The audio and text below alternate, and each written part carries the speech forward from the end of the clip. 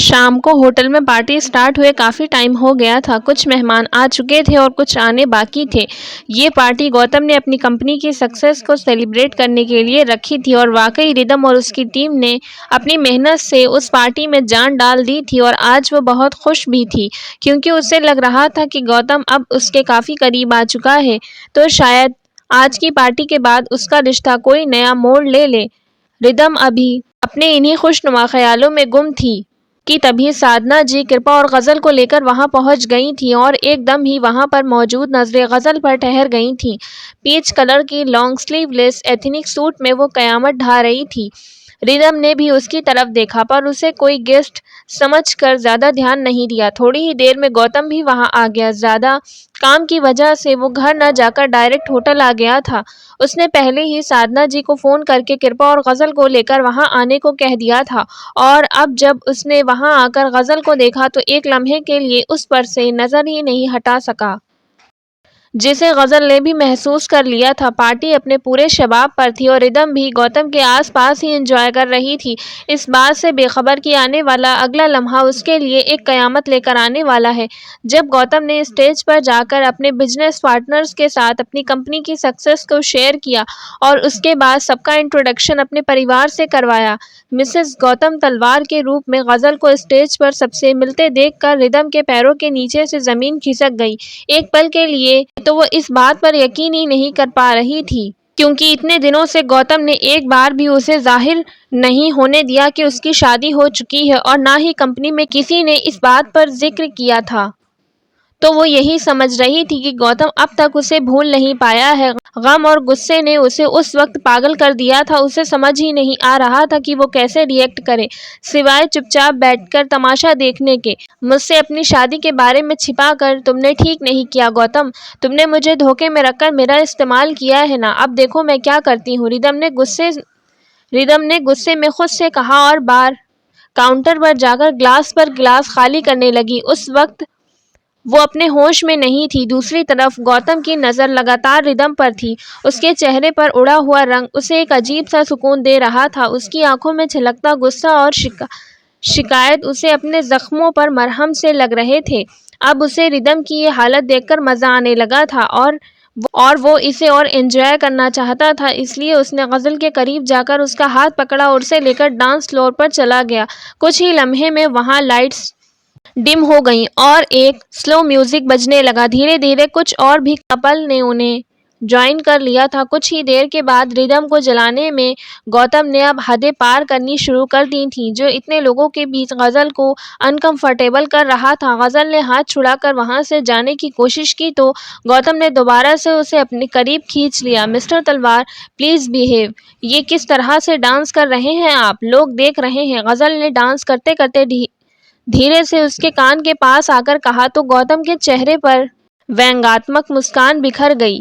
کیا کہا تم نے، لوگ دیکھ رہے ہیں، اوہ ریئلی، کب سے لوگوں کی پرواہ ہونے لگی، اپنے عاشق کے ساتھ سرِ عام ریسٹورنٹ میں جاتے ہوئے تو کبھی نہیں سوچا کہ لوگ دیکھ رہے ہیں یا کیا کہیں گے، تو اب کیوں، اب تو تم اپنے ہسبینڈ کی باہوں میں ڈانس کر رہی ہو تو اب لوگوں کی فکر کیوں؟ گوتم نے تلخی سے اس کے چہرے کو دیکھتے ہوئے کہا تو غزل نے حیرانی سے اسے دیکھا جو آنکھوں میں شکایت لے کر اسے دیکھ رہا تھا۔ اس کا لہجہ اس کی ناراضگی ظاہر کر رہا تھا۔ غزل کا دل تو چاہا کہ اسے اس کمنٹ پر جواب دے پر نہ جانے کیا تھا گوتم کی آنکھوں میں کہ وہ بس اسے افسوس سے دیکھ کر رہ گئی اور تب تک گانا بھی ختم ہو گیا اور چاروں طرف روشنی بکھر گئی۔ غزل نے بھی ترنت ایک جھوٹی مسکراہٹ اپنے چہرے پر سجا لی اور گوتم کے ساتھ نیچے آ گئی۔ اس نے ابھی بھی غزل کا ہاتھ نہیں چھوڑا تھا۔ ردھم کی برداشت ان دونوں کو اتنے قریب دیکھ کر اب جواب دینے لگی تھی۔ وہ اپنی جگہ سے اٹھی اور آ کر گوتم کے سامنے کھڑی ہو گئی۔ واؤ گوتم، کیا ڈانس کیا ہے تم نے، اور کرو بھی کیوں نہیں، جب باہوں میں اتنی خوبصورت وائف ہو تو اتنا تو بنتا ہی ہے۔ میرا انٹروڈکشن نہیں کرواؤ گے اپنی وائف سے، ردھم نے وینگ سے اس کے اور غزل کی طرف دیکھ کر کہا تو اس کے چہرے پر نظر پڑتے ہی غزل حیران ہو کر اسے دیکھنے لگی۔ اسے ایک لمحہ نہیں لگا ردھم کو پہچاننے میں۔ وہ اس فوٹو سے اصلیت میں کہیں زیادہ خوبصورت تھی جو غزل نے پھاڑی تھی۔ غزل نے ردھم کو سامنے دیکھ کر حیرانی سے گوتم کی طرف دیکھا تو اڑا ہوا رنگ دیکھ کر ایک گہری معنی خیز مسکان اس کے ہونٹوں پر آ گئی، جیسے کسی جیت کی مسکان ہو۔ وہ یہی تو چاہتا تھا کہ دونوں سے ایک ساتھ بدلہ لے۔ اگلے ہی لمحے اس نے غزل کی کمر میں اپنا ہاتھ ڈالا اور ایک جھٹکے کے ساتھ اسے اپنے اور قریب کر لیا۔ ارے بالکل، انٹروڈیوس کرواؤں گا تمہیں اپنی وائف سے، تمہیں ہی تو ملوانے لایا ہوں آج، اس نے دھیرے سے جھک کر ردھم کے کان میں کہا تو وہ کنفیوز تھی، اس کے چہرے کو پڑھنے کی کوشش کرنے لگی۔ غزل، ان سے ملو، یہ ہے مس ردھم والیہ، آج کی ارینجمنٹ ان کے سپرویژن میں ہی ہوئی ہے، نائس نا؟ اور آج کے اس ایونٹ کے لیے پچھلے 2 ہفتوں سے ہمارے ساتھ کام کر رہی ہیں، لیکن صرف اتنا ہی نہیں، اس کے علاوہ بھی ان کی ایک بہت ہی خاص جگہ رہی ہے میرے دل میں، دماغ اور میری زندگی میں، اور آج کل یہ اسی کوشش میں ہے کہ میں وہ خاص جگہ انہیں پھر سے دے دوں، تم سے چھین کر۔ کیوں مس ردھم، اتنا انٹرو پسند آیا اپنا یا میں اور ایکسپلین کروں؟ گوتم نے اس کی طرف دیکھ کر ایک عجیب سے انداز میں مسکراتے ہوئے کہا تو وہ اس کے تیور دیکھ کر حیران رہ گئی۔ اور ردھم، یہ ہے میری بیوٹیفل وائف غزل، انہیں میرے دل، دماغ اور زندگی میں وہ جگہ چاہیے ہی نہیں جس کی کوشش اتنے دنوں سے تم کر رہی ہو۔ یہ کہتے ہوئے گوتم نے عجیب سی نظروں سے غزل کی طرف دیکھا تو اپنے اس طرح کے تعارف پہ نہ جانے کیوں غزل کا دل کٹ کے رہ گیا اور ایک نمی سی اس کی آنکھوں میں اتر آئی جسے اس لمحے گوتم نے بھی محسوس کیا۔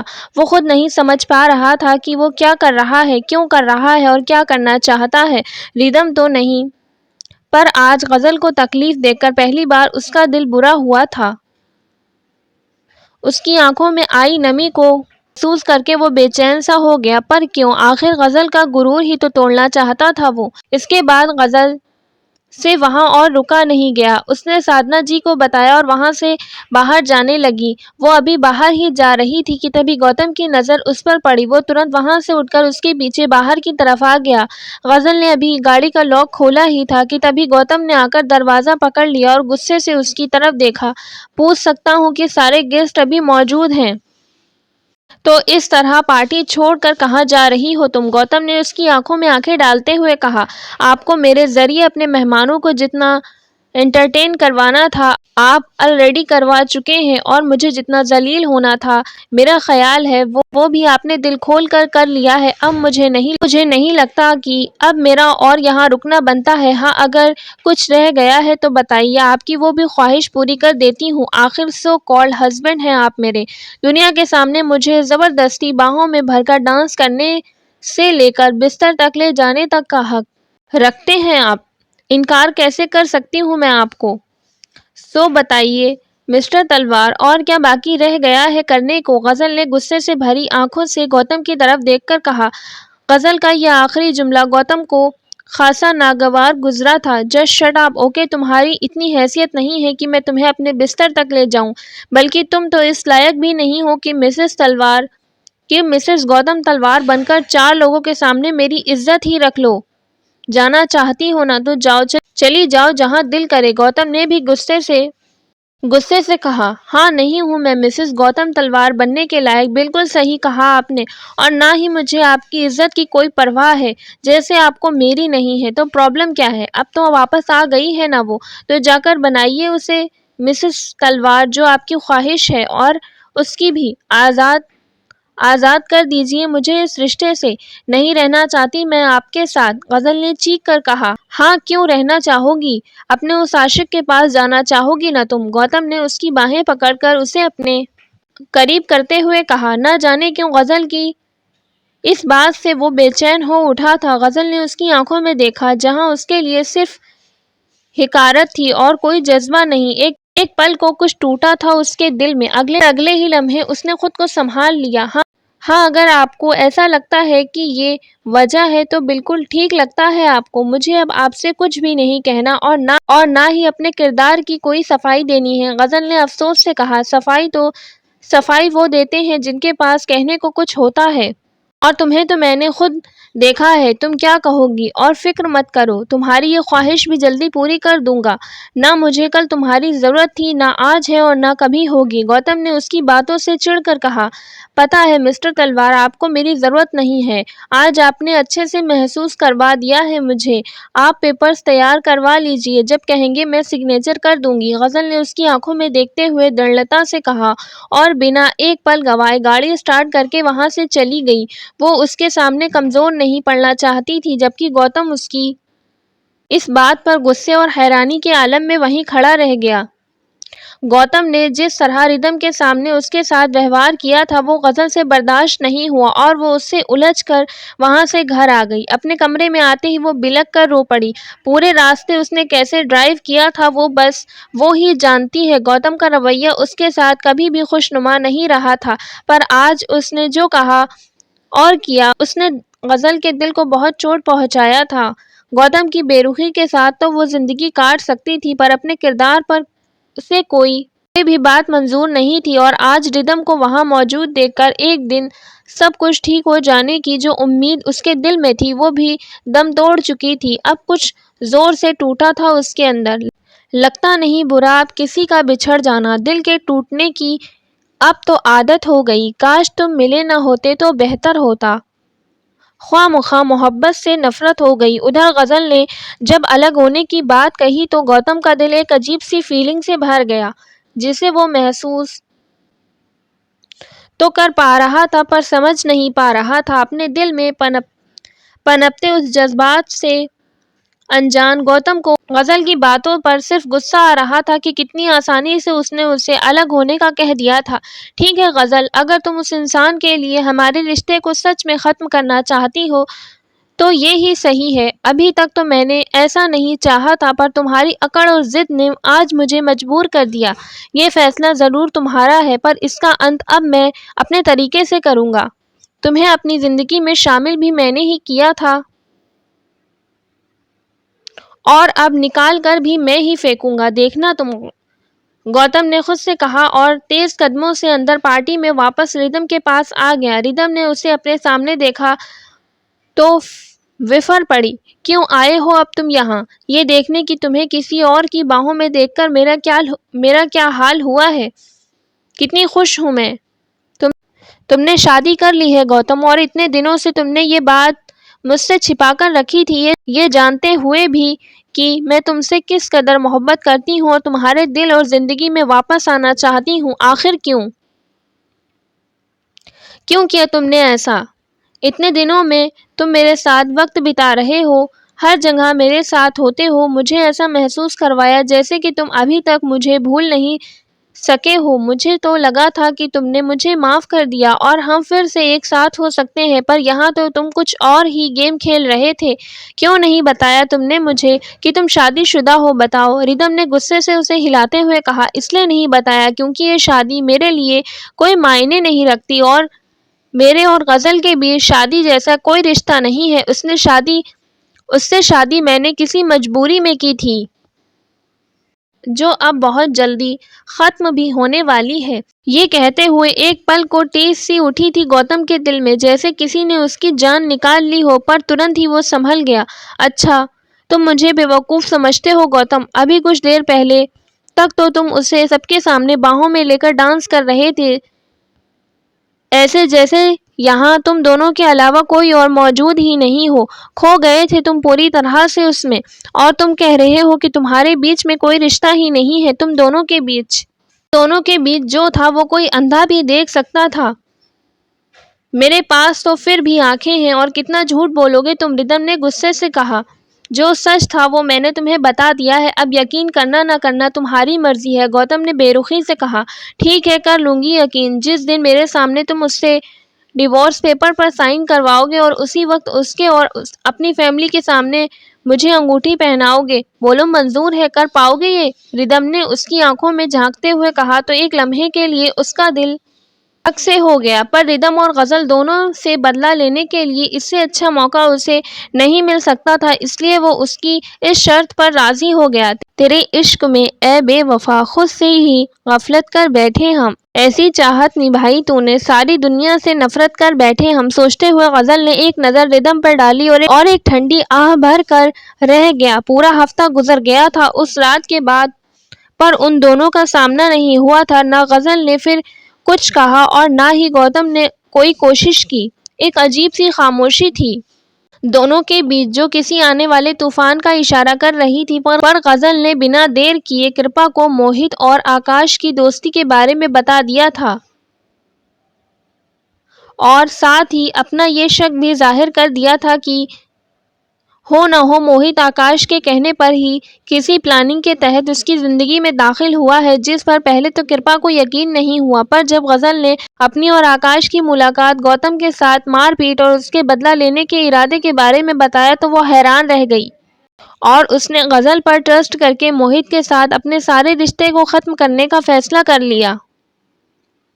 پر سب کچھ ختم ہونے سے پہلے وہ ایک بار موہت سے بات کرنا چاہتی تھی۔ اگلے ہی دن کرپا جب ریسٹورنٹ میں آئی تو موہت اس کا ہی ویٹ کر رہا تھا۔ اسے دیکھتے ہی وہ ایک دم سے اٹھ کر اس کے پاس آ گیا۔ اس کی آنکھیں اس کی بے چینی صاف بیان کر رہی تھی۔ کرپا، تم نے تو فون پر بھی میری جان ہی نکال دی یار، یہ کہہ کر کہ تم اب اس رشتے کو کنٹینیو نہیں کر سکتی۔ آخر ایسا کیا ہوا جو تم نے اتنا بڑا فیصلہ لے لیا، اور تم اکیلے ہی یہ کیسے ڈیسائیڈ کر سکتی ہو؟ موہت نے تڑپ کر کہا، نہیں اکیلے کہاں ڈیسائیڈ کیا ہے، تم نے پوری ہیلپ کی ہے میری اتنا بڑا فیصلہ لینے میں۔ کرپا نے تلخی سے اس کی آنکھوں میں دیکھ کر کہا، کیا مطلب ہے تمہارا؟ کرپا، تم مجھے پاگل کر دو گی، جو بھی کہنا ہے صاف صاف کہو، مجھے لگتا ہے تمہیں کوئی غلط فہمی ہو گئی ہے، پلیز مجھے بتاؤ کہ کیا بات ہے، پلیز۔ اس نے اس کے ہاتھوں پر اپنا ہاتھ رکھتے ہوئے کہا۔ ایک عجیب سی کیفیت تھی موہت کی آنکھوں میں اس سے الگ ہونے کا سن کر، جسے محسوس کر کے کرپا نے 2 پل رک کر سوچا اور پھر اسے وہ سب کہہ دیا جو کہنے آئی تھی، جسے سن کر ایک پل کو موہت ایک دم حیران رہ گیا، کیونکہ یہ سچ تھا کہ آکاش اس کا دوست تھا، پر اس سے اس طرح کا کنیکشن نکل آئے گا یہ اس نے سپنے میں بھی نہیں سوچا تھا۔ کرپا، ٹرسٹ می یار، یہ تم جو کچھ بھی کہہ رہی ہو ان سب سے میرا کوئی لینا دینا نہیں ہے۔ مانتا ہوں کہ آکاش میرا بہت اچھا دوست ہے، پر اس کے کسی بھی پلان میں شامل نہیں ہوں، اور جہاں تک میں اسے جانتا ہوں مجھے نہیں لگتا کہ وہ ایسا کچھ کر بھی سکتا ہے، اور اگر تمہیں مجھ پر یقین نہیں ہے تو تم ہی بتاؤ میں ایسا کیا کروں کہ تمہیں مجھ پر یقین آ جائے۔ موہت نے کہا، تمہیں کچھ کرنے کی ضرورت نہیں ہے موہت، جس رشتے میں جڑنے سے پہلے ہی درار آ جائے مجھے نہیں لگتا کہ اسے اور آگے لے جانا چاہیے۔ آج کے بعد ہم کبھی نہیں ملیں گے، کہہ کر کرپا جیسے ہی اٹھنے کو ہوئی موہت نے اس کے ہاتھ پکڑ لیے۔ کرپا پلیز اس طرح سب ختم کر کے مت جاؤ، کسی اور کی غلطی کی سزا تم ہمارے رشتے کو کیسے دے سکتی ہو؟ آخر ان سب میں میری غلطی کیا ہے بتاؤ؟ بس یہی کہ آکاش میرا دوست ہے، پلیز ایسا مت کرو، موہت نے کہا تو کرپا نے دکھ سے اس کی طرف دیکھا۔ موہت، میں آگے بڑھ بھی جاؤں تمہاری طرف تو بھی بھائی اسے کبھی ایکسپٹ نہیں کریں گے۔ انہیں جس دن پتہ چلے گا کہ تم اس کے دوست ہو، وہ اس دن تمہیں مجھ سے دور کر دیں گے، اور میں رونا نہیں چاہتی، نہ کل نہ آج۔ کرپا نے آنکھوں میں آئی نمی کو صاف کرتے ہوئے کہا، نہیں رونے دوں گا میں کبھی بھی تمہیں، یہ وعدہ ہے میرا تم سے۔ تمہاری بھابھی کو لگتا ہے کہ میں کسی پلان کا حصہ ہوں اور تمہیں لے کر سیریس نہیں ہوں، تو میں اسی ویکینڈ اپنے پیرنٹس کو لے کر تمہارے گھر آؤں گا، تمہاری ممی سے ملوانے، اور انہیں اپنی سچائی بتاؤں گا۔ اگر یہ بات اٹھی تو مجھے اب تمہارے ساتھ کسی بھی ریلیشن شپ میں نہیں رہنا ہے، اب سیدھے شادی کریں گے ہم، میں تمہیں اس وجہ سے نہیں کھو سکتا کرپا۔ موہت نے آگے بڑھ کر اسے حق کرتے ہوئے کہا تو کرپا نے بھی اس کی سچائی پر سکون سے اپنی آنکھیں بند کر لیں۔ آکاش بس تیار ہو کر آفس کے لیے نکل ہی رہا تھا کہ تبھی اس کے قدم اپنی ممی کی آ رہی آواز پر ٹھٹک گئے، جو اندر اپنے کمرے میں اپنی ایک فرینڈ سے غزل کے متعلق بات کر رہی تھیں، اور غزل کا نام سن کر ہی آکاش جاتے جاتے نہ چاہتے ہوئے بھی رک گیا۔ ارے یار تم فکر ہی مت کرو، مانا کہ آکاش ابھی اس لڑکی کو بھلا نہیں پایا ہے اور تھوڑا اپسیٹ ہے، پر کچھ وقت گزرنے دو، دھیرے دھیرے اس کا بھوت آکاش کے سر سے اتر جائے گا، دیکھنا میری بہو تو تمہاری پریا ہی بنے گی۔ آخر غزل کو راستے سے ہٹانے کے لیے جو اتنی محنت اور پلاننگ کی ہے، اسے یوں ہی برباد نہیں ہونے دے سکتی میں، اور اچھی بات یہ ہے کہ اب تو اس کی شادی اسی لڑکے سے ہو گئی ہے جس کے ساتھ ہم نے اسے پکچرز کے ذریعے بدنام کروایا تھا اور آکاش کو اس بات کا یقین دلوایا تھا کہ غزل اسے دھوکہ دے رہی ہے۔ سچ کہوں تو مجھے لگا نہیں تھا کہ آکاش کو اتنی جلدی ان سب پہ یقین آ جائے گا، پر شکر ہے کہ میں اس غزل کو اس کی زندگی سے نکال پھینکنے میں کامیاب ہو گئی۔ اتنی تیز لڑکی تھی، کیا بتاؤں تمہیں، مجھے تو پہلے دن سے ہی پسند نہیں تھی، پر جس دن آکاش نے اس کے لیے ہمیں چھوڑ دینے کی بات کہی نا، تو میں نے اسی دن طے کر لیا تھا کہ اس لڑکی کو اس کی صحیح جگہ دکھا کر رہوں گی، اسے خود سے اپنا بیٹا نہیں چھیننے دوں گی۔ بس تم کچھ دن اور صبر کر لو، پھر دیکھنا ہمارے بچوں کی شادی ہو رہی ہوگی۔ کہتے ہوئے وہ جیسے ہی پیچھے مڑی، سامنے کھڑے آکاش کو دیکھ کر دنگ رہ گئیں، جو وہاں نہ جانے کب سے کھڑا ان کی سب باتیں سن چکا تھا اور آنکھوں میں غم اور بے یقینی لیے انہیں نفرت سے دیکھ رہا تھا۔ آفس جاتے جاتے آکاش غزل کے ذکر پر چونک کر رک گیا تھا۔ اس کے بعد اس نے اپنی ماں کے منہ سے جو سنا، اس سچائی نے اس کے پیروں کے نیچے سے زمین کھسکا دی تھی۔ آکاش بیٹا، تم کب آئے اور یہ مجھے اس طرح سے کیوں دیکھ رہے ہو؟ اس کے چہرے کو دیکھ کر وہ سمجھ گئی تھی کہ وہ ان کی سبھی باتیں سن چکا ہے۔ دیکھ رہا ہوں کہ جس ماں کو بھگوان کا درجہ ملا ہوتا ہے وہ اپنے بچوں سے بنا کسی شرط کے پیار کرتی ہے، وہی ماں اپنے ایگو کو سیٹسفائیڈ کرنے کے لیے اس حد تک بھی جا سکتی ہے کہ اپنے ہی بچوں کی خوشیوں کو آگ لگا کر یقین نہیں ہو رہا ہے۔ کہتے ہوئے اس کی آنکھیں درد سے جھلک اٹھیں۔ نہیں بیٹا، کچھ غلط فہمی ہوئی ہے تمہیں سننے میں، تم ایک بار میری بات تو سنو۔ کہتے ہوئے وہ جیسے ہی اس کے قریب آنے کو ہوئی، آکاش نے انہیں ہاتھ کے اشارے سے روک دیا۔ بس وہیں رک جائیے، اس سے پہلے کہ میں آپ سے اپنا رشتہ بھول جاؤں۔ اور کیا سنائیں گی اب آپ مجھے؟ جتنا سن چکا ہوں وہی مجھے قطرہ قطرہ مار دینے کے لیے کافی ہے، آگے اب اور کوئی جھوٹ سننے کا حوصلہ نہیں۔ جب بیٹے کا بھروسہ اپنی ماں سے اٹھ جائے تو پوری دنیا میں اسے زمین نظر نہیں آتی، بس قبر رہ جاتی ہے جس میں آج دفن کر دیا ہے آپ نے مجھے۔ آکاش نے غصے اور تکلیف میں انہیں دیکھتے ہوئے کہا اور وہاں سے نکل گیا۔ غزل اپنے آفس میں ایک میٹنگ اٹینڈ کر رہی تھی جب آکاش نے اسے کال کی۔ اس نے کئی بار اس کی کال کٹ کی پر وہ رکنے کا نام ہی نہیں لے رہا تھا، تو انت میں پریشان ہو کر غزل نے سب سے ایکسکیوز کیا اور اپنا فون لے کر باہر آ گئی۔ ابھی وہ بس اسے کال لگانے ہی والی تھی کہ ایک بار پھر اس کا فون بجا۔ کیا تماشا لگا رکھا ہے تم نے، اور کیوں اتنی بار کال کاٹنے پر بھی مجھے پاگلوں کی طرح فون کر رہے ہو؟ اس سے پہلے کہ آکاش کچھ کہتا، غزل اس پر برس پڑی۔ مجھے ملنا ہے تم سے غزل، کیا ہم ابھی مل سکتے ہیں پلیز؟ آکاش نے بے چینی سے کہا۔ تم ٹھیک ہو؟